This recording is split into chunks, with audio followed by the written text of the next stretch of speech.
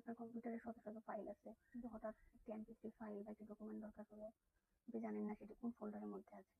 এমন পরিস্থিতিতে লিনাক্সে আমাদের সবচেয়ে দরকারি কমান্ডগুলোর একটি হলো ফাইন্ড। এই কমান্ড ব্যবহার করে আমরা খুব সহজেই ফাইল, ডিরেক্টরি এমনকি নির্দিষ্ট টাইপের ফাইলও খুঁজে বের করতে পারি। তো চলেন প্রথমে ফাইন্ড কমান্ডের বেসিক স্ট্রাকচার দেখে নিই।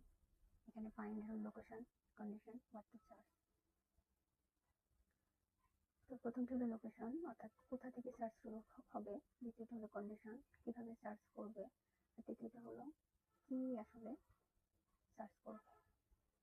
তো এখন আমি টার্মিনালে যদি ফাইন্ড করতে চাই কোনো কিছু, তাহলে লিখবো ফাইন্ড ডট, আচ্ছা আমি আগে আমার ডিরেক্টরিটা চেঞ্জ করে নিই। তো এখানে আমি যদি ফাইন্ড করতে চাই এখানে কি কি আছে, এখানে আমার যতগুলা ফাইল এবং ডিরেক্টরিজ আছে সবগুলা দেখাচ্ছে। তো স্পেসিফিকলি যদি কোনো ফাইলস আমি ফাইন্ড করতে চাই, সেক্ষেত্রে আমি দেবো find current directory which is location and then কি দিয়ে ফাইন্ড করতে চাই, তবে বাই নেম, নাম দিয়ে সার্চ করতে চাই, এটা হলো note.txt। এই নেমটা ফাইলস বা ডিরেক্টরির নেমটা আপনার কোটেশনের মধ্যে হবে। হ্যাঁ এখানে আমার আছে, আমি আবার দেখাই জিনিসটা, এসে আমার notes.txt। সেম আমি যদি কোনো স্পেসিফিক ডিরেক্টরি কারেন্ট ডিরেক্টরিতে সার্চ করতে চাই, তো আমি নাম দিয়ে ডিরেক্টরিতে ফাইলসের মধ্যে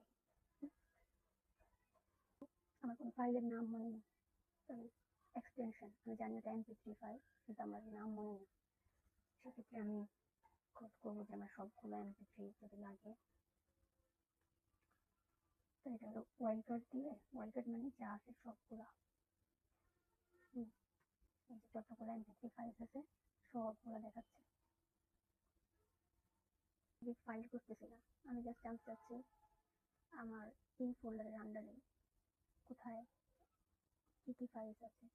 তো সেক্ষেত্রে আমার ফ্ল্যাগটা একটু চেঞ্জ করতে হবে, ফাইন্ড ডট টাইপ দিতে হবে, টাইপ হলো f45, সবগুলো ফাইলস।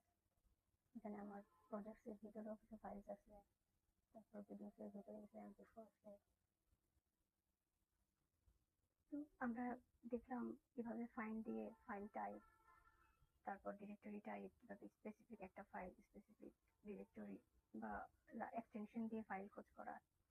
এগুলোর পরে এখন আমরা দেখবো কিভাবে সাইজ দিয়ে ফাইল খোঁজ করা যায়। অনেক সময় দেখা যায় আমাদের কম্পিউটারে বড় বড় ফাইল জমে যায়, কিন্তু কোন ফাইল বেশি জায়গা নিচ্ছে সেটা আমরা জানি না, তখন ফাইন্ড করতে হয় এই ফাইলের সাইজ দিয়ে। এটার জন্য কমান্ড হলো, ক্লিয়ার করে নিই, এর জন্য ফাইন্ড কারেন্ট ডিরেক্টরিতে হলো সাইজ,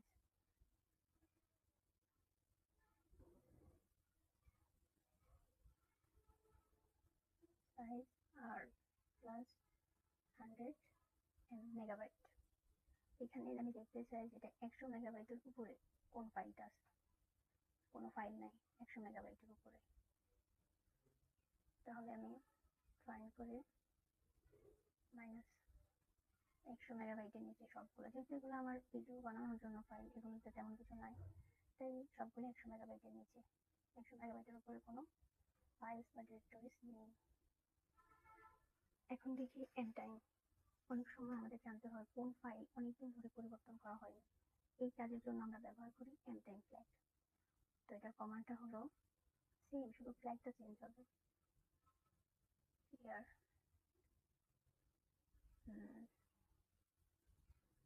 এন্ড টাইম, তো আমি বলতেছি যে এটা 5, এটা হলো আপনার টাইম, যে 5 দিনের বেশি ধরে কোন ফাইলটা চেঞ্জ হয়নি, এমন কোনো ইন আছে। আমি 3 2 দিয়ে এগুলো 2 দিন আগেও চেঞ্জ করা হয়েছে। তো এরকম অনেক ফাইল থাকে যেগুলো অনেক পুরানো, আমরা জানি না কোনগুলো এত পুরানো, সেক্ষেত্রে আমরা এরকম ডেট দিয়ে সময় দিয়ে ওই ফাইলগুলো বের করতে পারি, যেগুলো কতদিন আগে, 30 দিন আগের হয়, প্লাস 30। আমার এখানে প্লাস 30 মানে এরকম কোনো ফাইলস নাই, দেখাবে না। লিনাক্সে আপনি যদি কোনো ফাইল অথবা ফোল্ডারকে মুভ করতে চান বা রিনেম করতে চান, সেক্ষেত্রে আপনার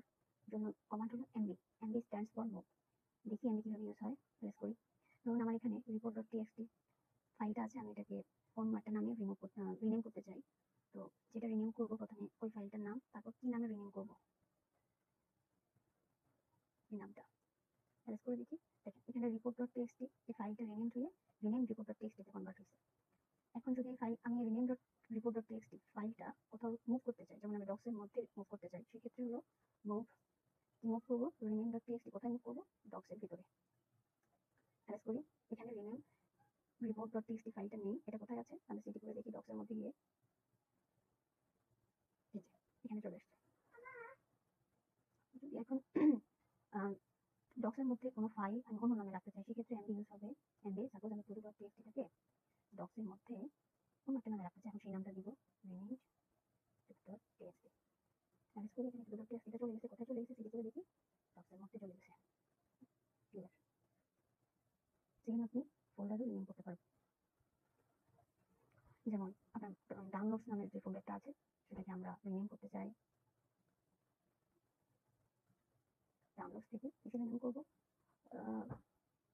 রিনেম, এন্টার দিলাম, অ্যারেস্ট করলাম, ডাউনলোড ফোল্ডারটা নেই, এখানে আছে রিনেম ডাউনলোডস। ক্লিয়ার।